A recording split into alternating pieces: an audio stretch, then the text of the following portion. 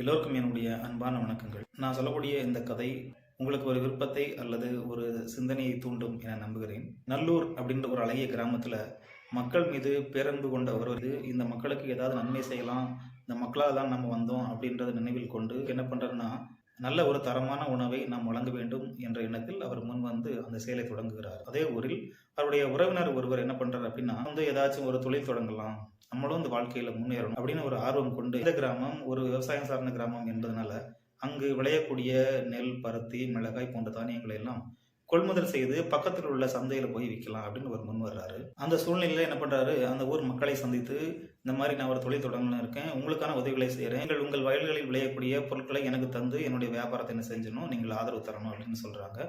மக்களும் என்ன பண்றாங்க, தங்களுடைய குறைகளை சொல்றாங்க. அதாவது எங்களுக்கு இந்த மாதிரியான பொருளாதார தேவைகள் இருக்கு, நீங்க கொஞ்சம் முன்பணம் தந்து உதவுனீங்கன்னா நம்ம உங்களுக்கே அந்த பொருட்களை எல்லாம் கொடுக்கலாம் அப்படின்னு அவங்க முன் வர்றாங்க.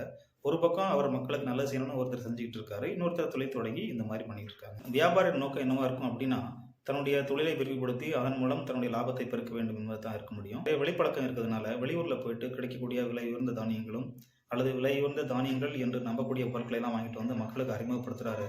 மக்களும் அந்த உணவுப் பொருட்களை வாங்கி தொடர்ந்து சாப்பிடவும் ஆரம்பிக்கிறாங்க. அதே வேளையில் மக்களுடைய அடிப்படை தேவையை கருத்தில் கொண்டு அவர் வழங்கி வந்த அந்த உணவுப் பொருட்கள் தேக்க நிலை அடையுது. தேக்க நிலை அடையும் போது என்ன செய்யணும்னா, அது விரைவில் கெட்டுப்போகக்கூடிய ஒரு சூழ்நிலையும் வருது. மக்களும் இந்த வியாபாரி வழங்கக்கூடிய உணவுப் பொருட்களை எல்லாம் வாங்கி பயன்படுத்த ஆரம்பிச்சனால அந்த உணவுப் பொருட்களை வாங்கி பயன்படுத்தவும் முன் வரல. இதனால அவரும் என்ன செஞ்சாரு, மன உளைச்சலுக்கு ஆட்பட்டு என்ன செய்யுதுன்னு தெரியாம ஒரு திக்குமுக்காடி தான் அவரும் வாழ்ந்துட்டு வர்றாரு. இப்படியும் அந்த ஊர்ல உள்ள பெரிய மனிதருக்கு தெரிய வருது. பெரிய மனிதரும் இந்த வியாபாரியும் ஏற்கனவே உறவுக்காரங்க அப்படின்றதுனால நேரடியாவோ மறைமுகமாவோ அவங்க தொடர்புல இருக்கிறதுனால அவரால் அவங்களை எதுவும் செய்ய முடியல, மக்கள் தான் மாறணும் அப்படின்ற மாதிரி மனநிலைக்கு அவர் வந்துடுறாரு. மக்களும் வியாபாரிகிட்ட காசு வாங்கி தான் அந்த வேலையெல்லாம் செய்யறதுனால அவரை எடுத்து ஒன்றும் பண்ண முடியாத சூழ்நிலைக்கு ஆட்படுறாரு. மக்களும் தன் வயலில் விளையக்கூடிய பொருட்களை எல்லாம் வியாபாரிக்கு அதிக அளவுலையும் இவருக்கு கொஞ்சம் அளவு தான் கொடுக்கறதுனால வியாபாரியோட வளர்ச்சியை தடுக்க முடியல. ஏன்னா அவங்க ஏற்கனவே உறவுக்காரங்க முன்னாடி சொன்னது. எனவே இந்த விடயத்துல இந்த பொருட்கள் எல்லாம் வியாபாரி வாங்கிக்கிட்டு தான் அது மறுசுழற்சி பண்ணி வேற வடிவத்தில் தான் கொடுக்குறாங்க அப்படின்றத மக்கள் என்ன செய்யறாங்க, அரசல் பிரசலா பேச ஆரம்பிக்கிறாங்களே தவிர வியாபாரியிடம் வாங்கி உண்ற பழக்கத்தை விட்டு அவர்களால் வெளியே வரவே முடியல.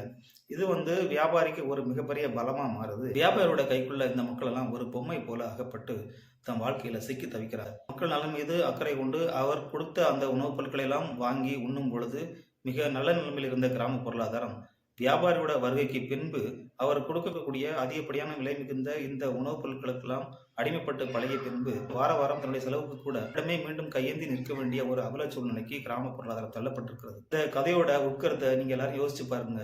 கிராம பொருளாதாரம் மட்டுமல்ல, உலக பொருளாதாரமே இப்படிதான் சிக்கி தவிக்கிறது. நல்லா யோசிச்சு பாருங்க. விடை உங்கள்கிட்ட தான் இருக்கு. நன்றி.